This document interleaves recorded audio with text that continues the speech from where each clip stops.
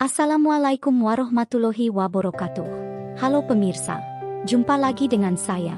Kali ini kita saksikan sebuah kisah seorang perawan tua umur 45 yang lelah dengan tekanan keluarga menyewa pria untuk berpura-pura menjadi suaminya. Bagaimana kisah selanjutnya? Yuk, simak sampai habis. Jangan lupa tulis sholawat agar kita mendapat syafaat dari Nabi Muhammad Shallallahu Alaihi Wasallam. Amin.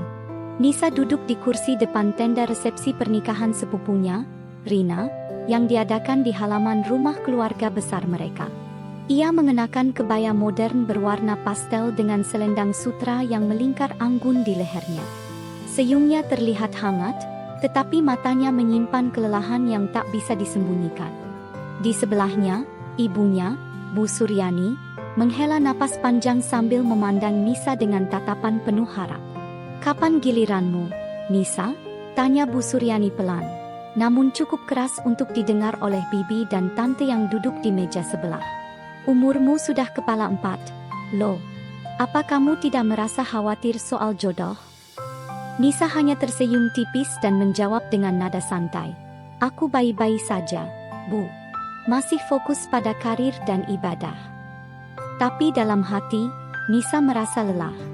Lelah mendengar pertanyaan yang sama berulang kali. Lelah menjelaskan bahwa ia bahagia meski lajang. Dan terutama lelah dengan tekanan sosial yang membuatnya merasa seperti orang gagal karena belum menikah. Di lingkungan keluarganya yang sangat religius, pernikahan sering dianggap sebagai pencapaian utama dalam hidup seorang wanita. Setelah acara selesai, Nisa pulang ke rumahnya yang sederhana namun nyaman. Toko kue miliknya, Nisa's Delight, berada tepat di bawah apartemen studio tempat ia tinggal. Dindingnya dipenuhi rak-rak penuh toples berisi bahan-bahan kue, dan aroma manis coklat dan vanila menguar di udara. Namun, malam itu, aroma itu tidak cukup untuk menghilangkan rasa sesak di dadanya. Ia duduk di sofa kecilnya, memandangi foto-foto di dinding. Ada fotonya bersama teman-temannya saat kuliah, fotonya bersama kedua orang tuanya saat wisuda, dan foto toko kuenya yang baru dibuka beberapa tahun lalu. Tapi tidak ada satupun foto dengan pasangan. Ia menghela napas panjang, lalu mengambil segelas teh hangat dan mencoba melupakan semua omongan hari itu. Hari berikutnya, Nisa bangun pagi-pagi dan langsung menuju dapur toko kuenya. Ini adalah rutinitasnya setiap hari. Ia menyukai pekerjaannya, menciptakan kue-kue indah yang membuat orang tersenyum. Hari itu, pesanan cukup banyak. 2 kue pengantin mini, 1 tart untuk acara syukuran, dan beberapa kotak kue kering untuk pelanggan tetap. Saat sedang menghias kue tart bertema masjid untuk acara syukuran, pintu toko terbuka. Rani, sahabatnya sejak kuliah, masuk dengan senyum lebar. "Hei, Nisa, aku bawa teh tarik favoritmu," katanya sambil meletakkan 2 gelas teh di meja. Nisa berhenti sejenak dari aktivitasnya dan tersenyum. "Terima kasih, Ran. Kamu datang tepat waktu. Aku butuh suntikan semangat." Rani tertawa kecil, lalu duduk di kursi dekat meja kerja Nisa. "Bagaimana kemarin? Acara pernikahan Rina?" Nisa menghela napas. "Seperti biasa. Ditanya kapan nikah, ditanya kenapa masih sendiri, dan ditanya apakah aku terlalu pemilih." Rani mengernyit. "Mereka tidak pernah berhenti, ya? Padahal kamu sudah sukses banget. Punya toko kue, hidup mandiri, dan jelas-jelas bahagia." Nisa mengangkat bahu. "Aku tahu aku bahagia. Tapi kadang, rasanya, aku ingin mereka berhenti mempermasalahkan statusku." Rani diam sejenak, lalu tiba-tiba matanya berbinar. "Aku punya ide." "Apa idemu?" tanya Nisa skeptis, sambil membersihkan spatula dari sisa-sisa adonan. "Menyewa suami," kata Rani dengan nada antusias. Nisa tertawa keras. "Apa? Menyewa suami? Apa aku terlihat putus asa sampai harus melakukan itu?" "Tidak, tapi pikirkan," kata Rani, nadanya serius sekarang. "Kamu bisa menyewa seseorang untuk berpura-pura menjadi suamimu selama 6 bulan atau setahun. Cukup untuk membuat keluargamu berhenti bertanya. Setelah itu, kamu bisa bilang kalian bercerai atau apapun. Nisa terdiam. Awalnya, ide itu terdengar konyol. Tapi semakin ia memikirkannya, semakin ia merasa bahwa ini mungkin solusi yang bisa mengakhiri tekanan yang tak kunjung berakhir. Siapa yang akan mau melakukan itu? Tanya Nisa akhirnya. Rani tersenyum lebar. Biarkan aku yang mencarikan orangnya. Aku punya beberapa kenalan di dunia seni peran.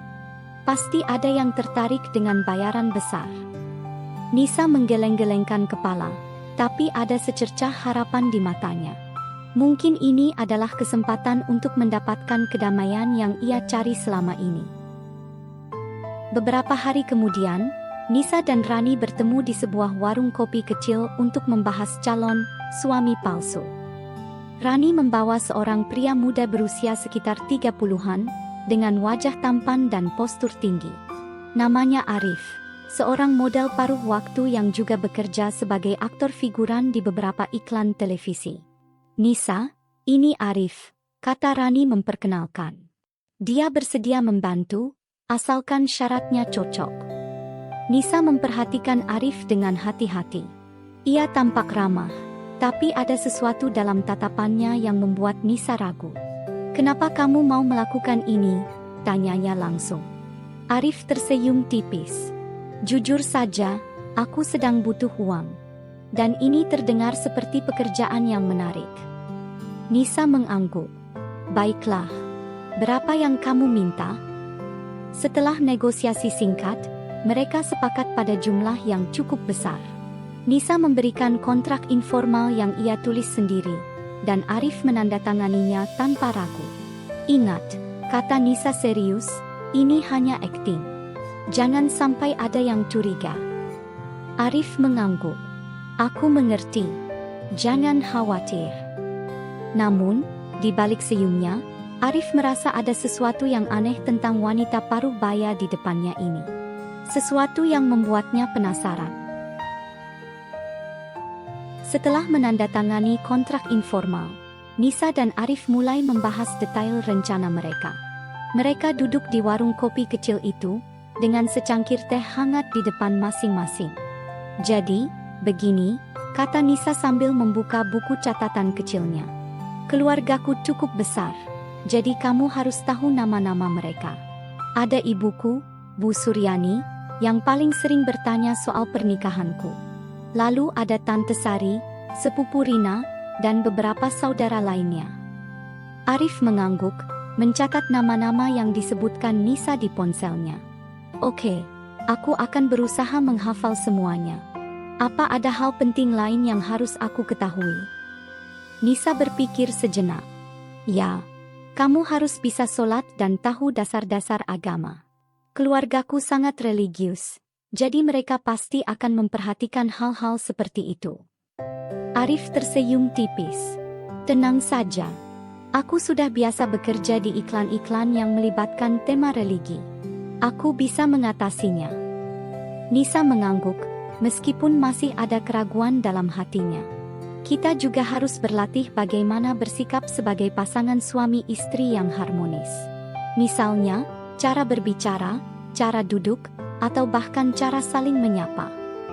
Arif tertawa kecil.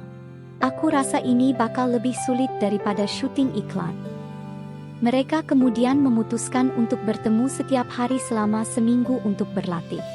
Nisa memberikan instruksi tentang apa yang harus dilakukan di acara keluarga pertama mereka. Makan malam di rumah Bu Suryani pada akhir pekan. Akhirnya, hari yang ditunggu-tunggu tiba. Nisa dan Arif tiba di rumah Bu Suryani pada sore hari, membawa kue-kue buatan Nisa sebagai oleh-oleh. Saat mereka masuk, semua mata langsung tertuju pada mereka. Inilah Arif, suamiku, kata Nisa dengan senyum lebar, meskipun tangannya sedikit gemetar. Bu Suryani tampak terkejut, tapi juga senang. Astagfirullah, kenapa tidak bilang-bilang? Kapan kalian menikah? Tanyanya dengan nada penasaran. Beberapa bulan lalu, jawab Nisa cepat. Kami memutuskan untuk menikah secara sederhana karena ingin fokus pada ibadah. Tante Sari, yang dikenal paling banyak bicara, langsung mendekat. Wah, alhamdulillah. Akhirnya Nisa dapat jodoh juga. Kamu orang mana, Mas? Saya dari Jakarta, Bu, jawab Arif dengan sopan. Saya bekerja di bidang seni dan media. Semua anggota keluarga tampak puas dengan jawaban Arif. Mereka mulai mengajukan pertanyaan-pertanyaan lain. Seperti apakah mereka sudah punya rencana untuk memiliki anak atau bagaimana mereka bertemu. Nisa dan Arif menjawab dengan lancar, berkat latihan intensif mereka selama seminggu. Namun, di tengah acara, Tante Sari tiba-tiba berkata, "Kok beda banget ya usianya sama Nisa? Berapa umurmu, Mas?" Arif tersenyum tenang. "Saya 32 tahun, Bu. Memang ada perbedaan usia, tapi kami saling mencintai dan menghormati." Nisa merasa lega karena Arif berhasil menjawab dengan baik. Namun, ia juga mulai merasa canggung dengan situasi ini. Ia tidak pernah membayangkan bahwa berbohong kepada keluarganya akan terasa begitu berat. Setelah acara keluarga selesai, Nisa dan Arif pulang ke apartemen Nisa. Di dalam mobil, suasana hening. Nisa memandang keluar jendela, sementara Arif tampak memikirkan sesuatu. "Kamu hebat tadi," kata Nisa akhirnya, memecah keheningan. "Terima kasih sudah bisa mengatasi semua pertanyaan mereka." Arif tersenyum tipis. "Aku hanya melakukan pekerjaanku. Tapi, aku merasa ini lebih sulit daripada yang aku bayangkan." Nisa menoleh padanya. "Kenapa? Apa ada masalah?" Arif menghela napas. "Aku tidak tahu. Rasanya aneh saja berbohong kepada orang-orang yang begitu peduli padamu. Dan aku mulai merasa tidak nyaman dengan peranku sebagai suami palsu." Nisa diam sejenak. "Aku mengerti. Tapi ingat, ini hanya sementara. Setelah 6 bulan, semuanya akan berakhir." Arif mengangguk, meskipun masih ada keraguan dalam hatinya. Ia mulai bertanya-tanya apakah ia benar-benar bisa melanjutkan ini sampai akhir. Meskipun awalnya hanya berpura-pura, Nisa dan Arif mulai menghabiskan lebih banyak waktu bersama. Mereka sering bertemu untuk berlatih atau sekadar membicarakan rencana ke depan. Selama proses ini, mereka mulai saling mengenal lebih dalam. Suatu hari, saat sedang berbincang di apartemen Nisa, Arif bertanya, "Kenapa kamu tidak pernah serius dalam hubungan sebelumnya? Apa ada alasan khusus?" Nisa tersenyum kecil. "Aku pernah dekat dengan beberapa pria, tapi entah kenapa, hubungannya selalu gagal. Kadang aku merasa bahwa aku terlalu mandiri, atau mungkin aku terlalu takut untuk membuka diri." Arif mengangguk. "Aku mengerti. Aku juga pernah seperti itu dulu. Tapi kadang, hidup memang butuh keberanian untuk mencoba hal baru." Percakapan itu membuat Nisa merasa lebih dekat dengan Arif. Ia mulai melihat bahwa di balik kepribadian profesionalnya, Arif adalah seseorang yang hangat dan penuh empati. Namun, tekanan dari luar mulai meningkat. Tetangga dan teman-teman Nisa mulai mencurigai hubungan mereka. Beberapa orang bahkan mulai bergosip tentang usia mereka yang terpaut jauh. "Katanya suamimu itu aktor? Benarkah dia serius denganmu?" tanya salah satu tetangga kepada Nisa saat bertemu di pasar. Nisa hanya tersenyum dan menjawab, "Iya, kami bahagia bersama." Di sisi lain, Tante Sari mulai curiga dan memutuskan untuk menyelidiki latar belakang Arif.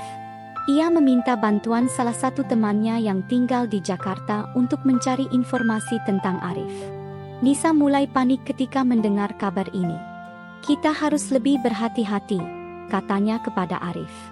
"Kalau rahasia ini terbongkar, aku tidak tahu apa yang akan terjadi." Arif mengangguk, meskipun ia mulai merasa terjebak dalam situasi ini. Beberapa minggu kemudian, Tante Sari akhirnya menemukan sesuatu yang mencurigakan tentang Arif. Ia mendapat informasi bahwa Arif pernah menjadi model untuk sebuah iklan produk kecantikan. Dan di profil media sosialnya, tidak ada tanda-tanda bahwa ia sudah menikah. Tante Sari langsung menelepon Bu Suryani. Suryani, aku curiga dengan suami Nisa itu. Aku cari-cari informasinya, tapi nggak ada bukti kalau dia benar-benar suaminya. Bu Suryani terkejut. Apa maksudmu? Masa Nisa bohong? Aku cuma bilang, hati-hati saja, kata Tante Sari. Kita harus cari tahu lebih lanjut. Kabar ini cepat menyebar ke seluruh keluarga. Saat acara arisan keluarga besar berikutnya, suasana tegang. Semua mata tertuju pada Nisa dan Arif saat mereka datang bersama. Mas Arif, kata Tante Sari dengan nada menyelidik, boleh minta lihat foto-foto pernikahan kalian?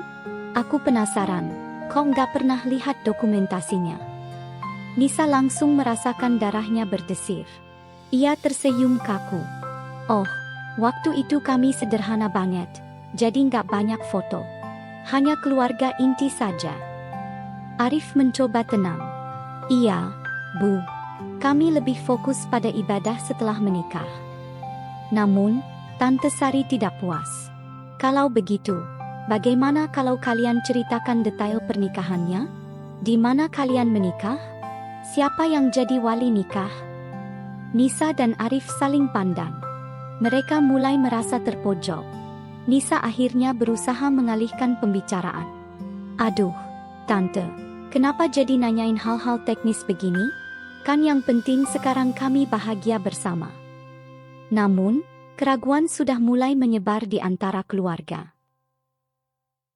Setelah acara arisan, Nisa dan Arif pulang dalam diam. Suasana di mobil sangat tegang. Nisa tampak cemas, sementara Arif terlihat frustrasi. Kenapa kamu tidak memberitahu aku soal penyelidikan Tante Sari? Tanya Arif akhirnya. Suaranya penuh emosi. Aku juga baru tahu hari ini, balas Nisa. Aku tidak tahu kalau mereka akan sampai sejauh ini. Arif menghela napas panjang. Ini semakin rumit, Nisa. Aku tidak yakin aku bisa melanjutkan ini. Tekanan dari keluargamu, ini terlalu berat. Nisa menoleh padanya, matanya penuh kekhawatiran. Tapi kita sudah sepakat untuk 6 bulan, kan? Kamu tidak bisa mundur sekarang. Aku tidak tahu apakah aku bisa bertahan sampai 6 bulan, kata Arif pelan. Aku merasa seperti kita sedang bermain api. Kalau rahasia ini terbongkar, apa yang akan terjadi padamu? Nisa terdiam. Ia tahu Arif benar. Namun, ia juga tidak siap menghadapi konsekuensi jika rencana ini gagal. Ia merasa terjebak di antara tekanan keluarga dan hubungan palsunya dengan Arif. Minggu berikutnya, keluarga besar Nisa mengadakan acara makan malam untuk merayakan ulang tahun pernikahan Bu Suryani dan Pak Rahmat. Acara ini dihadiri oleh semua anggota keluarga, termasuk saudara-saudara jauh yang jarang berkumpul. Nisa dan Arif harus tampil meyakinkan di depan semua orang. Sebelum acara dimulai, Nisa mengambil Arif ke samping. Kita harus ekstra hati-hati malam ini, katanya dengan nada serius. Jangan sampai ada yang curiga. Arif mengangguk, meskipun ia masih merasa gugup. Aku akan berusaha. Selama acara, mereka berusaha tampil sebagai pasangan yang harmonis. Arif membantu Nisa menyajikan makanan. Mereka duduk berdekatan, dan bahkan bercanda ringan di depan keluarga. Namun, ketegangan tetap terasa. Di tengah acara, Tante Sari tiba-tiba berdiri dan berkata, "Sebelum kita lanjut makan, aku ingin bertanya sesuatu kepada Mas Arif dan Nisa." Semua orang langsung terdiam. Nisa merasakan jantungnya berdebar kencang. Tante Sari melangkah maju, wajahnya serius. "Aku sudah mencari tahu tentang Mas Arif," katanya tanpa basa-basi. "Dan aku tidak menemukan bukti bahwa kalian benar-benar menikah." Suasana langsung tegang. Semua mata tertuju pada Nisa dan Arif. Nisa merasa tubuhnya membeku, sementara Arif mencoba tetap tenang. "Ada apa ini, Sari?" tanya Bu Suryani, suaranya penuh kebingungan. "Kenapa kamu mempertanyakan pernikahan mereka?" "Aku hanya ingin memastikan bahwa Nisa tidak ditipu," jawab Tante Sari. "Aku peduli padanya." Nisa akhirnya berdiri, wajahnya pucat. Cukup, Tante. Ini sudah keterlaluan. Nisa menarik napas dalam-dalam, lalu berkata dengan suara bergetar. Baiklah, aku akan jujur. Arif, dia bukan suamiku yang sebenarnya. Suara gempar langsung memenuhi ruangan. Beberapa anggota keluarga tampak marah, sementara yang lain terkejut. Aku menyewa Arif karena aku lelah dengan pertanyaan, kapan nikah, dari kalian semua. Lanjut Nisa, air mata mulai mengalir di pipinya. Aku tidak tahan lagi dengan tekanan itu. Aku hanya ingin hidup damai tanpa harus merasa gagal karena belum menikah. Bu Suryani menatap Nisa dengan mata berkaca-kaca. Kenapa kamu tidak bicara jujur dari awal, Nak? Karena aku takut kalian akan kecewa, jawab Nisa pelan. Melihat Nisa menangis, Arif berdiri dan berkata, saya mungkin hanya disewa, tapi saya melihat betapa kerasnya tekanan yang dialami Nisa. Ini bukan salahnya. Ini karena norma-norma yang membuat orang merasa harus menikah untuk dianggap sukses. Beberapa anggota keluarga terdiam, sementara yang lain mulai merenung. Setelah pengakuan Nisa dan pembelaan Arif, suasana di ruangan mulai berubah. Beberapa anggota keluarga yang awalnya marah mulai merenung. Bu Suryani, Ibu Nisa, menatap putrinya dengan tatapan penuh kasih sayang, meskipun matanya berkaca-kaca. Maafkan kami, Nak, kata Bu Suryani pelan. Kami tidak sadar bahwa pertanyaan-pertanyaan itu membuatmu merasa tertekan. Kami hanya ingin yang terbaik untukmu, tapi mungkin caranya salah. Tante Sari, yang awalnya paling keras mencurigai Nisa dan Arif, tampak menunduk malu. Aku minta maaf juga, Nisa. Aku tidak bermaksud menyakitimu. Aku hanya khawatir. Nisa mengusap air mata di pipinya. Terima kasih, Tante. Aku tahu kalian semua peduli padaku. Tapi kadang, tekanan itu terlalu besar untuk ditanggung sendiri. Arif menambahkan, yang penting sekarang adalah bagaimana kita bisa saling mendukung, bukan saling menyalahkan. Nisa sudah cukup kuat menjalani hidupnya tanpa harus merasa gagal karena belum menikah. Beberapa anggota keluarga mengangguk setuju. Ada momen keheningan yang dalam, di mana semua orang merenungkan kata-kata Arif dan Nisa. Setelah acara selesai, Nisa dan Arif pulang ke apartemen Nisa. Suasana di mobil masih tegang, namun kali ini ada perasaan lega di hati mereka. Kamu hebat tadi, kata Arif sambil melirik Nisa. Aku bangga pada cara kamu berbicara di depan keluargamu. Nisa tersenyum tipis. Aku juga bersyukur kamu membela aku. Tanpamu, mungkin aku tidak akan bisa melewati itu. Arif diam sejenak, lalu berkata, jadi, apa rencanamu sekarang? Apakah kita tetap melanjutkan kontrak ini? Nisa menghela napas panjang. Aku tidak tahu. Rasanya semuanya sudah terbuka sekarang. Mungkin lebih baik kita mengakhiri ini. Arif mengangguk, meskipun ada keraguan dalam hatinya. Kalau itu yang kamu inginkan, aku mengerti. Namun, saat mereka sampai di apartemen, Nisa tiba-tiba berkata, sebenarnya, ada satu hal yang aku ingin bicarakan. Arif menoleh, penasaran. Apa itu? Nisa menatapnya dengan serius. Selama beberapa minggu ini, aku mulai merasa, ada sesuatu yang lebih dari sekadar akting antara kita. Apa kamu merasakan hal yang sama? Arif terdiam sejenak, lalu tersenyum kecil. Ya, aku juga merasakannya. Tapi, apa kita benar-benar siap untuk melangkah lebih jauh? Nisa mengangkat bahu.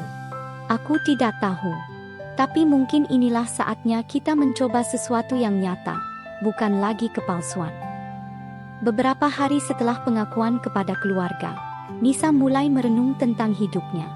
Ia menyadari bahwa selama ini ia terlalu fokus pada tekanan sosial sehingga melupakan dirinya sendiri. Ia mulai belajar untuk menerima dirinya apa adanya, bahwa ia adalah wanita mandiri yang bahagia, meskipun lajang. Sementara itu, Arif juga merenung. Ia menyadari bahwa pekerjaan ini telah membawa perubahan besar dalam hidupnya. Ia mulai melihat Nisa bukan hanya sebagai klien, tetapi sebagai seseorang yang ia hormati dan kagumi. Suatu sore, Arif datang ke toko kue Nisa dengan segelas teh tarik. "Hei," katanya sambil duduk di kursi dekat meja kerja Nisa. "Bagaimana kabarmu?" Nisa tersenyum. "Aku baik-baik saja. Masih mencoba menyesuaikan diri dengan perubahan ini." Arif mengangguk. "Aku juga. Tapi aku senang bahwa keluargamu akhirnya memahami situasimu." Nisa menatap Arif dengan rasa syukur. "Terima kasih sudah membantuku melewati semua ini. Kamu lebih dari sekadar suami palsu bagiku." Arif tersenyum. "Kamu juga lebih dari sekadar klien bagiku." Beberapa minggu kemudian, Nisa mengundang keluarganya untuk makan malam di rumahnya. Ini adalah kesempatan bagi mereka untuk memperbaiki hubungan yang sempat tegang. "Maafkan aku atas semua kebohongan itu," kata Nisa kepada keluarganya.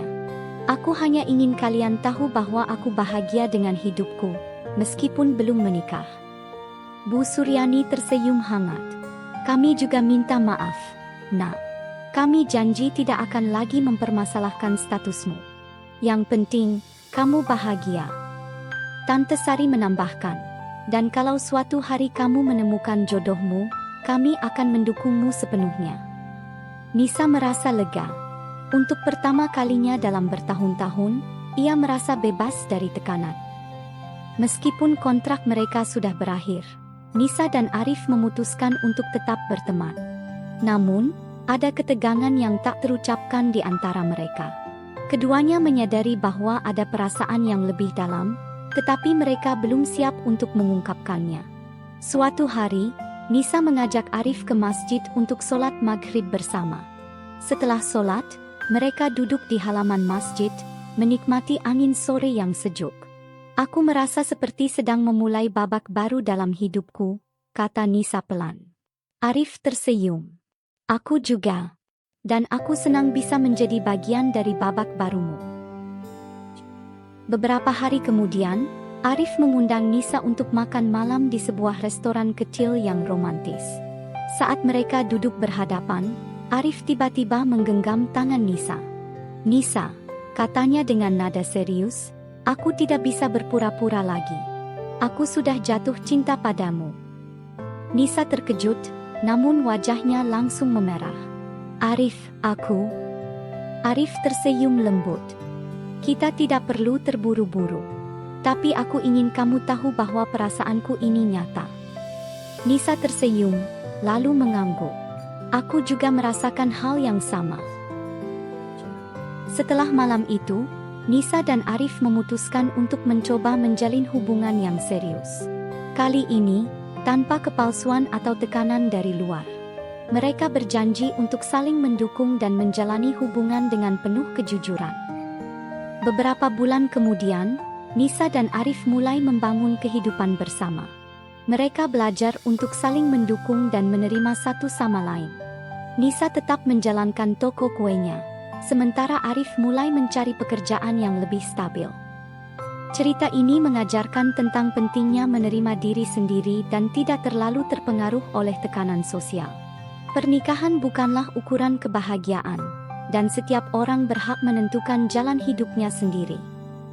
Setahun kemudian, Nisa dan Arif akhirnya menikah secara resmi. Bukan karena tekanan, tetapi karena cinta yang tulus. Acara pernikahan mereka sederhana namun penuh kehangatan, dihadiri oleh keluarga dan teman-teman terdekat. Di akhir acara, Nisa berdiri di samping Arif, memandang keluarganya dengan senyum bahagia. "Terima kasih atas dukungan kalian," katanya. "Ini adalah awal dari babak baru dalam hidupku." Arif merangkulnya erat. "Dan aku beruntung bisa menjadi bagian dari babak itu." Mereka berdua saling tersenyum, menandai awal dari kehidupan baru yang penuh harapan.